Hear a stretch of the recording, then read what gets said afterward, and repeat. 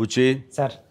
నిన్న ఈవినింగ్ చాలా రోజుల తర్వాత, ఎందుకంటే లాస్ట్ 10 days నేను ఊళ్ళో లేను కాబట్టి కొంచెం చూడటం డిలే అయింది.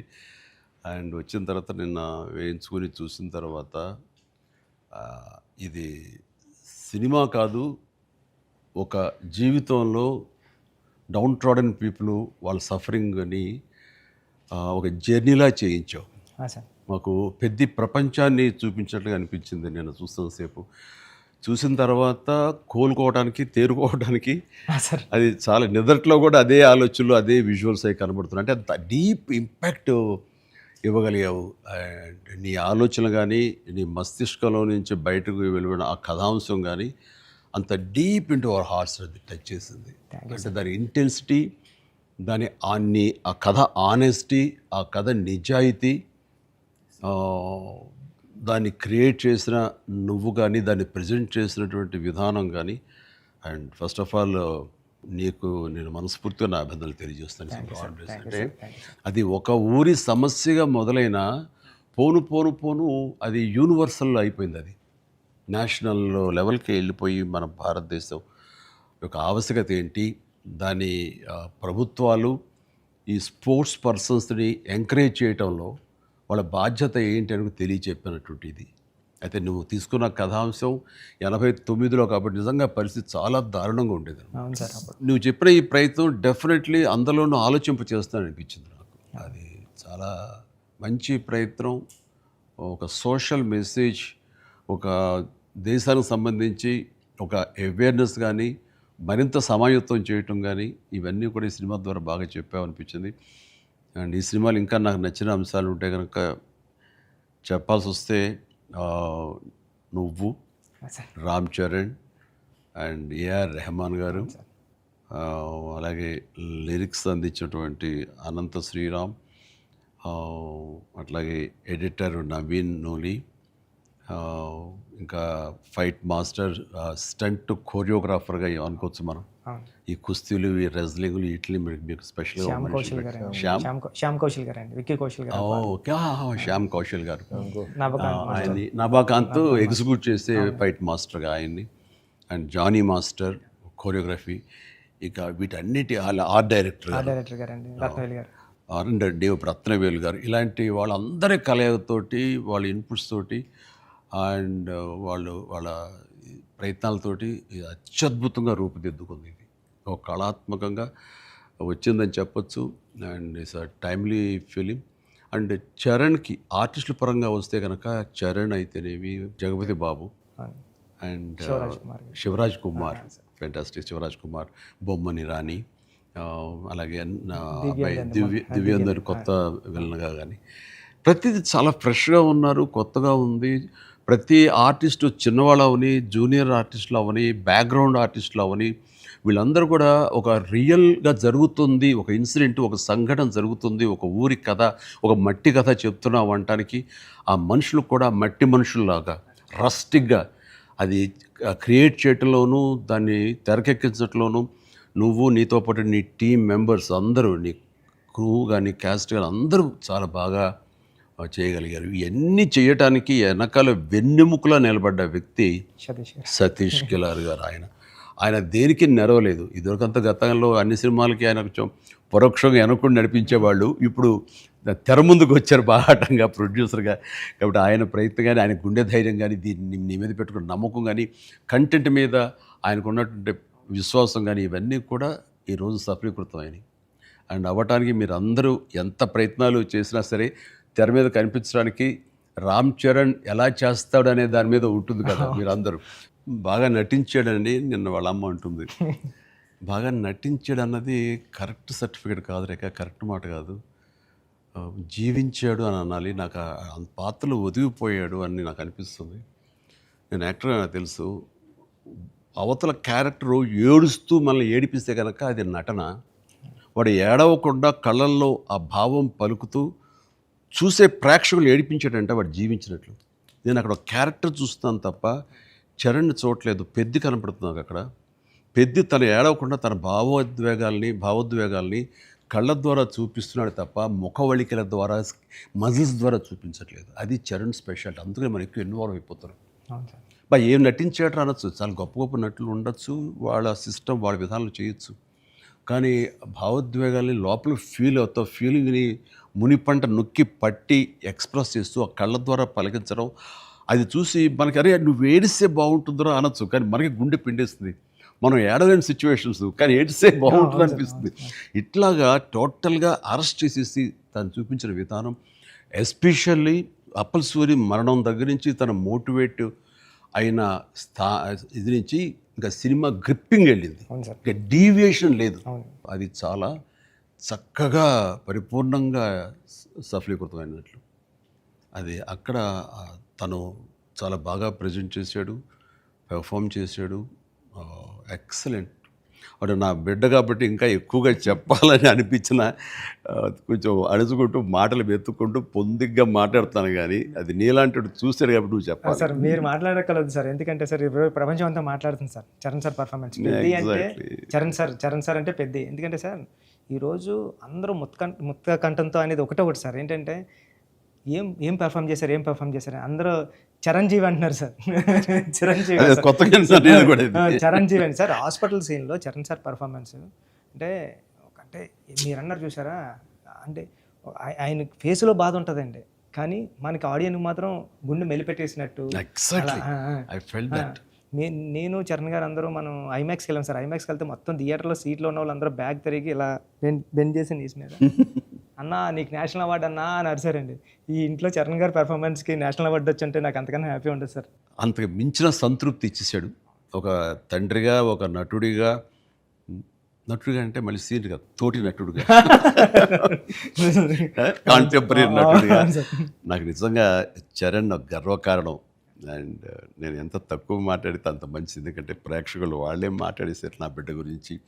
అంటే ఇక్కడ చిన్నప్పుడు చదువుకున్న ఒక సుమతి శతకంలోని ఒక పద్యం గుర్తుకొస్తుంది. ఇది పుత్రోత్సాహం పుత్రుణ్ణి కన్ననాడు కాదు, పదుగురు దాన్ని గుర్తించి వాళ్ళు మెచ్చుకుంటున్నప్పుడు, వాళ్ళు పొగుడుతున్నప్పుడు అది కదా నిజమైన పుత్రోత్సాహం అంటే. దాని అర్థం తెలిసొచ్చింది, ఇప్పుడు అనుభవపూర్వకంగా తెలిసొచ్చింది. And I'm really proud of my son, Charan. I love him. And then ఇక అదర్ క్యారెక్టర్స్ మీరు కన్సిడర్ చేసింది కానీ అది కానీ అప్పల్ సూరి క్యారెక్టర్ జగపతి బాబు టోటల్గా ట్రాన్స్ఫార్మ్ అయిపోయాడు. జగపతి బాబు అని తెలియకోవడానికి అతని కళ్ళు, ఆ తర్వాత అతని వాయిస్ వింటే కానీ అర్థం కాదు.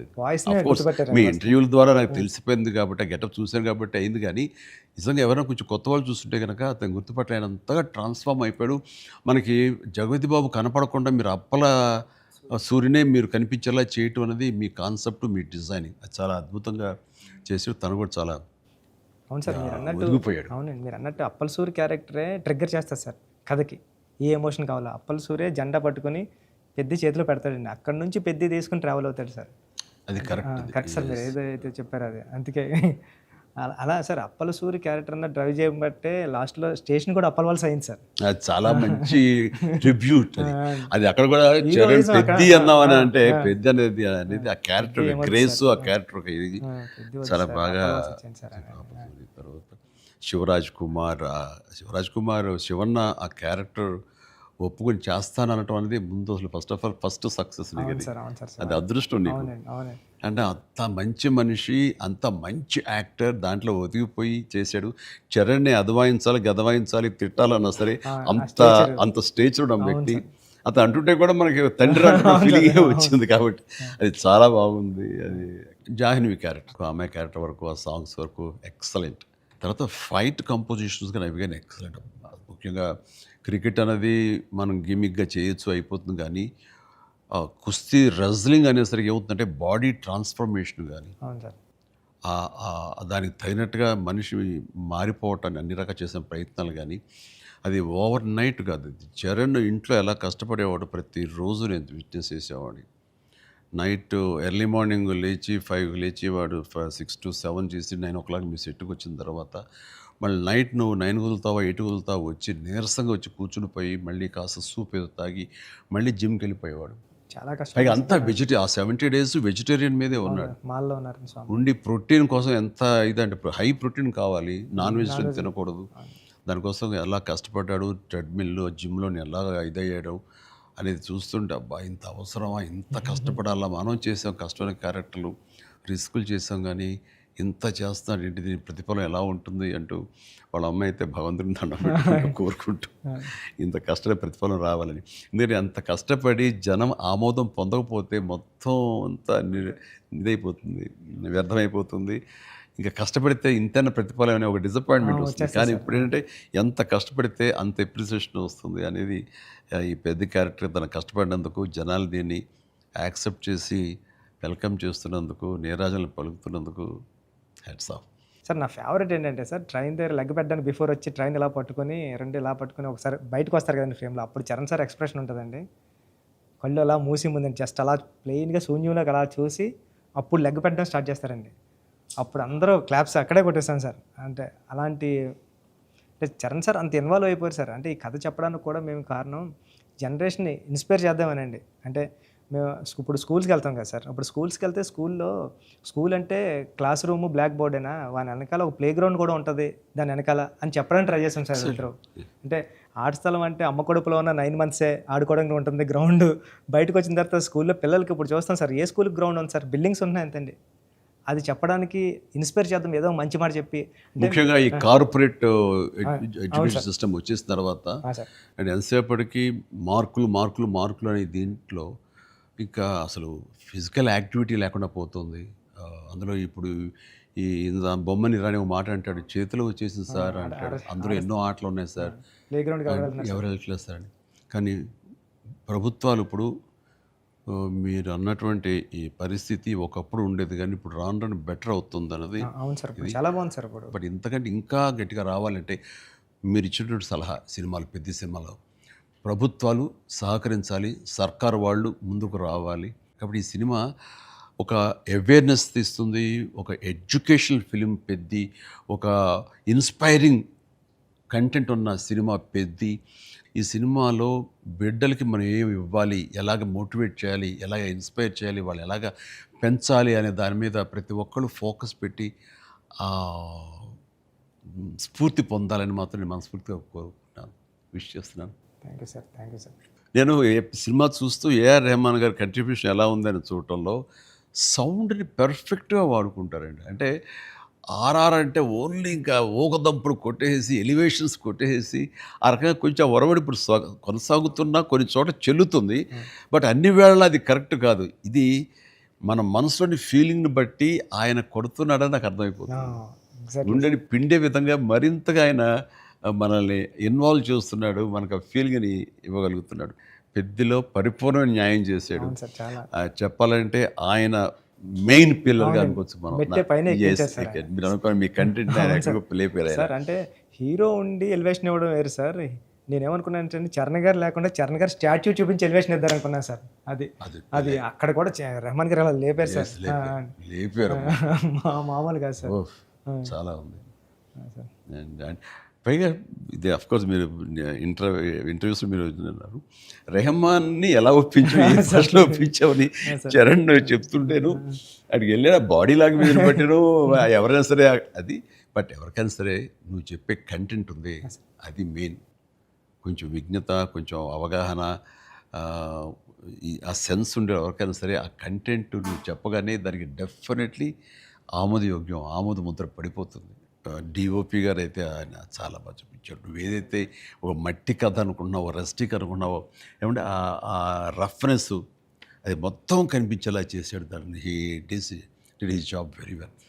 అండ్ తర్వాత ఇంకా మీ నవీన్ గారు అయితే టీజర్ దగ్గర నుంచి ట్రైలర్ దగ్గర నుంచి ఆగలేక ట్రైలర్ కూడా నేను చెప్పేశాను ముందు, అద్భుతంగా కటింగ్. తర్వాత నాకు బాగా నచ్చింది ఆ డిజాల్వ్ అయ్యి వస్తుంది క్రికెట్ దగ్గర నుంచి రెజ్లింగ్కి. ఇవన్నీ ఇంటర్ రిలేటెడ్గా ఉంటాయి అని నేను చెప్పినట్టుగా చెప్పడం అనేది తన ఇది. అండ్ ఎన్ని చోట్ల బట్ సినిమాలో నెరేషన్లోనే మీరు బ్యాక్ అండ్ ఫోర్త్ వెళ్ళి చెప్తారు. ఇది అంటే బొమ్మన్ ఇరానీని ప్రేక్షకుని చేశారు. బొమ్మన్ ఇరానీకి ఎలాగైతే కథ అక్కడికి అర్థమవుతూ వస్తుందో సేమ్ ఆడియన్స్ అది మంచి కాన్సెప్ట్. ఇది ఎడిటింగ్ బ్యాక్ అండ్ ఫోర్త్ వెళుతూ చెప్పటం అన్నది ఇట్ ఈస్ మంచి ప్రయత్నం. And that way my heartfelt appreciation to Naveen నోలీకి. అలాగే ఆర్ట్ డైరెక్షన్ గురించి ప్రత్యేకంగా చెప్పలేదు. అన్నీ కూడా పెర్ఫెక్ట్గా ఆ హార్మోనీ ఉంది. ఒకటి ప్రత్యేకంగా అయ్యి ఏంటిది అనట్లేదు, అన్నీ కథలో ఇమిడిపోయే విధంగానే ఉన్నాయి. ఎగ్జాక్ట్లీ. ఆ యంగ్ విలన్ దివ్యందు వీళ్ళందరూ కూడా చాలా బాగా కంట్రిబ్యూట్ చేశారు. లాస్ట్లో కూడా బొమ్మన గారు స్టాచ్యూ చూడకుండా వెళ్ళిపోదాం, చరణ్ గారిని కలవకుండా వెళ్ళిపోదాం అంటాడండి. చరణ్ ఎందుకు నేను కలవకూడదు అనుకున్నాడు బొమ్మని రాణి అంటే అంతే. ఆ గుడ్ ఫీలింగ్ అలా ఉండిపోవాలంటే కలవకుండా ఉండటమే కరెక్ట్. లాస్ట్ ఫేజ్ వరకు కూడా అలా కూర్చొని చూస్తున్నారు సార్. లాస్ట్లో కూడా ట్రైన్ని ఎలా ఎక్కి ఆగి కొట్టాను చరణ్ అంటే ట్రైన్ వచ్చింది కదా, అవును సార్. మరి ట్రైన్ ఉంది కదా ఎందుకు నడిపించావే బాబు అంటే మేము పడ్డ బాధ మీకు తెలియాలి అని చెప్పేసి. బాగుంది, మంచి సమ్మప్, అది బాగుంది. అంటే పెద్దిగాడి కోసం ఆ రోజు బండి ఆగింది సార్. మా జీవితాలు మొదలయ్యాయి. మాకు స్కూల్ వచ్చింది, వైద్యం వచ్చింది, సర్కారు వచ్చి మా అవన్నీ క్రిస్ప్గా చాలా బ్యూటీతో పట్ట పట్ట పట్ట చేశారు అని జరుగుతుంది. లాస్ట్లో మళ్ళీ వస్తారు కదండి చరణ్ గారు స్క్రీన్ మీదకి, పెద్ద నరుస్తాడు కదండి. అది ఎక్కడ బర్ణ వల్ల తెలియలేదండి ఎవరికైనా. భువన్ గారికి గట్టిగా పట్టుకుని పెద్ద అని అరిస్తే అప్పుడు కొండల మధ్యలో కుక్కను పట్టుకుని వెళ్తూ ఉంటారు. అంతే సడన్ డిసప్పర్ అయిపోయి అనుకోకుండా గుడ్ ఫీలింగ్. పుడతామేటి మళ్ళీ చూస్తావేంటి మళ్ళీ ఇలాంటి సినిమాని, ఇలాంటి సినిమాని మళ్ళీ చూస్తావేంటి అనిపించింది. అది ఫెంటాస్టిక్. సతీష్ గారికి ఇది ఒక ప్రౌడ్ ఫిల్మ్ ఇది. అండ్ ఆయన ప్రైడ్. ఆయన ఇంకా తర్వాత బోల్డ్ సినిమాలు తీయచ్చేమో కానీ ఇది ఇచ్చేటటువంటి సాటిస్ఫాక్షన్, ఇది ఇచ్చే గుర్తింపు, ఇది ఇచ్చిన రెస్పెక్ట్ కానీ అది సతీష్ గారు యూ డిజర్వ్ దిస్. అండ్ దీని వెనకాల మీ సపోర్ట్, మీ ఇలాంటి సినిమా తీసినందుకు నాకు కూడా చాలా ప్రౌడ్. సార్ మీరు ఒప్పిన టైంలో చెప్పారు సార్ నాకు, డబ్బులు ఎలాగైనా వస్తే రెస్పెక్ట్ సంపాదించి ఫస్ట్ అని. ఈయన డబ్బులు ఎలాగైనా సంపాదించుకుంటారు. ఆయన ఉన్నటువంటి కన్స్ట్రక్షన్ అయితేనేవి, అనుకున్నటువంటి డిజిటల్ ఐటీ వలన అయితేనేవి. కానీ ఈ సినిమా ద్వారా గుర్తింపు, ఒక రెస్పెక్ట్ వచ్చింది. అది ఈయన ఫుల్గా ఎంజాయ్ చేస్తున్నారు. బికాజ్ ఆయన సపోర్ట్ ఈ సినిమాకి అంతగా ఇచ్చారు. నువ్వు అనుకున్నవన్నీ కూడా ఆయన నీకు అమర్చారు. ఈయన పూర్తి న్యాయం చేశారు ఆయన. సతీష్ సార్కి నాకు లైఫ్లో ఫస్ట్ మూవీ అన్నట్టు సార్. ఇది వృద్ధికి ఇది ఎప్పటికీ మర్చిపోలేము సార్, ఈ రిలేషన్ని. దీనంతా నువ్వు చేస్తావే, నువ్వు ఆ type of director director sir. మీరు నాకు ఉప్పునే ఇచ్చారు సార్ ఫస్ట్. చరణ్ సార్ ఏమో పెద్ద ఇచ్చారు సార్. మీతో కూడా ఒక ఛాన్స్ అవ్వండి సార్, చేస్తాను ఎప్పుడైతే అప్పుడు. నువ్వు అలా పరిగెత్తమని, దూకమని, వైర్లతోటి అంటే సార్. సార్ మీరు ఇప్పుడు కూడా చేస్తున్నారు సార్. ఇప్పటికి వైర్లు కడుతుంటారు, పైకి లేపుతుంటారు, పల్టీలు కొట్టిస్తుంటారు. మొన్న శంకర ప్రసాద్ దీంట్లో కూడా చేశాను. పని అవసరం వచ్చేసరికి దేనికి నెరవం, దేనికి వెనకం చేసే పరిస్థితి లేదు. ఇంకా ఒకసారి ఎన్ని వైర్లు కట్టి అన్నీ ఇవైపోయింది, కవిలిపోయింది. చరణ్ చూశాడు ఇంట్లో, ఏంటిది అన్నాడు. వైర్లు కట్టి లేపారు. ఇంకా వైర్లు ఇంటికి కడుతున్నారా? వాళ్ళు పిలిచి డాంగ్ ఎలా కష్టపడతారంటే మీరు అది అని తిట్టాడు. మరి లేదురా వాళ్ళు కాదురా, డూప్ సరిగ్గా చేయలేదని ఆయన తీసేసి నేనే చేశాను రా షార్ట్ అని వాళ్ళు అదే డాడీ చేస్తారన్నారు అని. అంటే చరణ్ ఇందులో ఎంత కష్టపడ్డాడు అనేది నేను చెప్పాల్సిన అవసరం లేదు. ఆడియన్స్ ఆల్రెడీ వాళ్ళ క్యారెక్టర్ ద్వారా వాళ్ళే గుర్తించారు. వాడు ప్రతిరోజు అలసిపోయి ఇంటికి వచ్చి నీరసించి అలా కూర్చున్న ప్రతిసారి నాకు మా నాన్నగారు నాతో ఏమన్నారో, నన్ను ఏమనేవారో అది గుర్తుకొచ్చేదనమాట. అంటే దొంగ అనే సినిమాలో 8 అంతస్తుల ఒక హోటల్ పైన పారపెట్ వాల్ మీద నేను రోల్ చేస్తూ వెళ్ళినప్పుడు కింద స్లిప్ అయితే మాత్రం ఇది ఇప్పట్లా వైర్లు ఇలాంటి సేఫ్టీ డివైస్లు ఏమి లేవు. మొండితనంతో చేయటం అనమాట. అట్లాగే ట్రైన్ కింద పడుకొని గోండా సినిమాలో వెళ్తుంటే ఒక 3 ఇంచెస్ ఎవేగా బాడీగా లూజ్ అయితే కంకరాలు కొట్టుకుపోయేవి. నా బలంతో ఉండాలి తప్ప ఇంకో హార్నెస్ కానీ అది కానీ లేదనమాట. ఇవన్నీ మా నాన్నగారి దగ్గర నుంచి చూసి ఇంటికి వచ్చేసి చాలా బాధపడేవాళ్ళు. తిట్టేసాడు. కోపంలో బాధ ఎలా ఉంటుందంటే బూతులు తిట్టేసేవారు. అలా చేయాలా అంటే ఏదో కొంచెం చెప్పకూడదు కొంచెం అలా తిట్టేసేసి ఆయన చేసేవారు. తప్పదనా దాందే ఉంది చేయాలి, లేకపోతే ఎలా కనపడదు రిజల్ట్, ఎలా మరి ఫ్యాన్స్ ఇచ్చేయాలి కదా వాళ్ళు ప్రేక్షకులు అని అప్పట్లో ఏం మాట్లాడేవాడిని. లేదురా రేపు పొద్దు నీకు కొడుకు పుట్టి, అప్పుడు ఇంకా చరణ్ పుట్టలేదు ఆ టైంకి, నీకు కొడుకు పుట్టి వాడు యాక్టర్ హీరో అయ్యి వాడు ఇలాగే కష్టపడుతారు అప్పుడు తెలిసి వస్తారా మా ఫీలింగ్స్ ఏంటో నీకు అనేవాళ్ళు. నిజంగా నీ పెద్ద సినిమాకి చేసి వాడు అలసిపోయి వచ్చి కూర్చుని ఈ మణికట్టు దెబ్బ తగిలిందని కానీ కంటి మీద దెబ్బ తగిలి రక్తం ఇదే ఇచ్చింది దానికి కుట్లు పడ్డాయి అన్నప్పుడు కొంచెం ఒక హాఫ్ ఇంచు క్వార్టర్ ఇంచు కిందకి వెళ్తే కంటి గుడ్డేమవుతుందో అనే పరిస్థితి అన్నీ తెలిసినప్పుడు మాత్రం బాధపడి వ్యక్తం చేయబోయాను. నాకు మా నాన్నగారు మాట గుర్తుకొచ్చింది. ఆయన ఎంత బాధపడి ఉంటారు అని చెప్పేసి అదే బాధ ఈరోజు నేను వాడు కష్టపడి వస్తుంటే మాత్రం నాకు ఉండే పిండిన ఫీలింగ్ ఉంది. అయితే సినిమా చూసిన తర్వాత కొన్ని ఎపిసోడ్స్ గురించి చెప్పాల్సి వస్తాయి. ఇందులో ఇంటర్వెల్ నుంచి మాత్రం సినిమా మనిషిని కట్టిపడేసింది, ప్రేక్షకుడిని తారాస్థాయికి తీసుకెళ్ళిపోయింది. ఎమోషనల్ జర్నీ చేయించి ఒక రోలర్ కోస్టర్ రైడ్ లాగా చేయించి అప్ అండ్ డౌన్ చేయించి పినాకిల్ ఇంకా తారాస్థాయికి తీసుకెళ్ళి అక్కడ వదిలిపెట్టారు సినిమాని. ఆటల్లో ముఖ్యం చెప్పాలంటే హాస్పిటల్ సీన్ బుచ్చి నా భూతో నా భవిష్యత్తు తలుచుకో నాకు ఇంకా గురిపాడు వస్తుంది, గూస్ బంప్స్ వస్తున్నాయి. అసలు హాస్పిటల్ సీను వాడి నటనకి మాట్లాడుతూ అది నటనకి అది నటన కాదు, వాడు ఫీల్ అయిపోయాడు దానికి. అక్కడి నుంచి నా కంట తడి తడి తడి లాస్ట్ వరకు ఆగలేదు. All the appreciation, all the blessings, God bless him, God bless him. దానికి చక్కగా అంత మంచి క్యారెక్టర్ ఇచ్చినటువంటి నీకు hats off, hats off. Thank you sir.